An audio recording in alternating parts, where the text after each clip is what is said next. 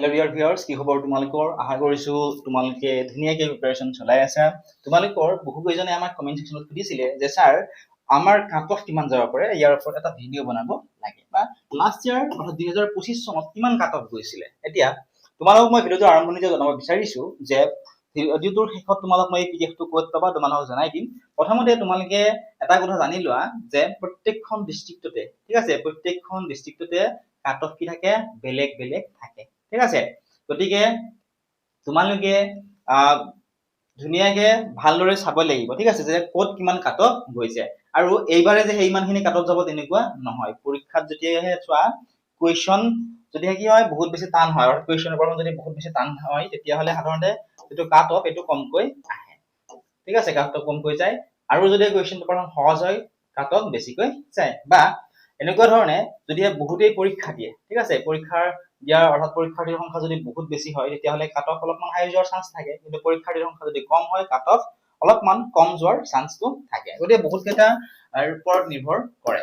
এতিয়া প্ৰথমতে তোমালোকে চোৱাচোন, এখন ৰাউণ্ড 1ৰ কাট অফ হয়, ঠিক আছে, তোমালোকে ধুনীয়াকে দেখিবলৈ পাবা কাট অফ ফৰ ৰাউণ্ড 1, ঠিক আছে, ৰাউণ্ড 1, ৰাউণ্ড 2, ৰাউণ্ড 3 এনেকে থাকে।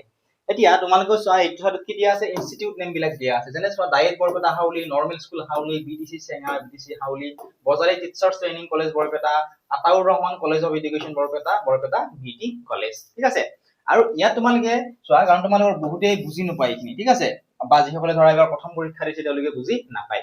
এতিয়া চোৱা এইফালে কি দি আছে, চোৱা সায়েন্সৰ খিনি দি থোৱা আছে, ঠিক আছে, সায়েন্স। আৰু পিছত কি দি আছে, আৰ্টছ এণ্ড আদাৰ্ছ, অৰ্থাৎ আৰ্টছ আৰু কমাৰ্চৰ এইখিনি দি থোৱা আছে। গতিকে সায়েন্সত চোৱা ইয়াতে কিমান কাট অফ গৈছিলে চোৱা, ইউআৰ আনৰিজাৰ্ভড চোৱা 57.50, ওবিচি এমওবিচি 49.25, এছটি-এইচ, নেক্সট চোৱা এছটি-পি কিমান গৈছিলে চোৱা, এছচি, পিডব্লিউডি, ইডব্লিউএছ, ঠিক আছে, ধুনীয়াকে ইয়াতে দি থোৱা আছে। আৰু তোমালোকে যদি চোৱা প্ৰত্যেকতে কি হয় চোৱা বেলেগ বেলেগ, ঠিক আছে চোৱা। গতিকে ধুনীয়াকে তোমালোকে নিজে পিডিএফটো ইয়াতে চাই যেতিয়া ল'বা তেতিয়া তোমালোকে ভালদৰে বুজি পাবা। একেধৰণে তোমালোকে যদি চোৱা ডায়েট বঙাইগাঁও, ঠিক আছে, ডায়েট বঙাইগাঁও তোমালোকে চোৱা, বা নৰ্মেল স্কুল বঙাইগাঁও তোমালোকে কাট অফ চাব পৰা, ইয়াত ধুনীয়াকে এইখিনি দি থোৱা আছে চোৱা, ডায়েট বঙাইগাঁওৰ কাট অফ চোৱা, ইউআৰ, ওবিচি এমওবিচি, এছটি-এইচ, এছটি-পি, এছচি, ইডব্লিউএছ, ঠিক আছে। একেধৰণে আৰ্টছ এণ্ড আদাৰ্ছৰ চোৱা, ইউআৰ 50, ওবিচি এমওবিচি, এছটি-পি, এছচি, পিডব্লিউডি, ধুনীয়াকে এইখিনি ইয়াতে দি থোৱা আছে।